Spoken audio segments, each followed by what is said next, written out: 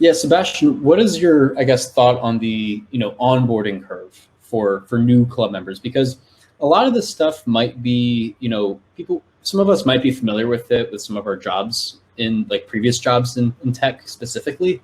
But for someone who might not have worked an internship or, at a company, might not know some of these like processes. So what has your experience been sort of applying this or asking people within your org for to use these new tools like Notion? Is it normally pretty straightforward? Yeah, Notion I think is somewhat straightforward if you kind of give them a little bit of a like nudge at first. Like it's the kind of thing where it's like at first it seems overwhelming, but it's very easy to pick up. It's not like there's a huge learning curve to it. Like a learning curve is like a step function kind of is probably what I would say. But when it comes to, and a lot of that also depends on like how the club is using it, right? If you're using like the craziest features of Notion, like you have like crazy linked databases that have like ridiculous filters and everything, like, yeah, then that's probably not a good thing to be doing. Like trying to keep things as simple as humanly possible, I think is good. But I think the biggest problem for onboarding, and I'm not sure if this is something you guys talked about before I came, is just engagement. I don't know if all of you are coming from a college background, but I know at CMU, people like, the average workload is pretty intense.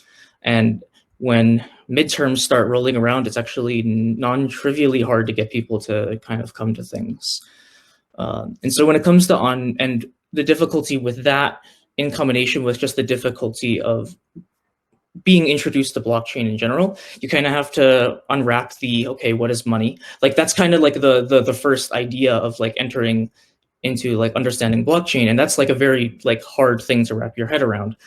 And it requires time and it requires effort. And so to some extent, the approach that I have been taking, or like Lev and I have been taking, and is like trying to focus on, like if you need to like actually reach out to a person and spend time, sometimes like one-on-one if it's necessary, to try to get them to the point where they are self-motivated, right? Because once they are like once they have enough of that knowledge and like skill and like, I don't want to say confidence, but confidence built up, they can start doing things and they will actually want to spend time doing things. And I think this is like, it's slower at first, but it's like once you get the ball rolling, you don't have to do anything.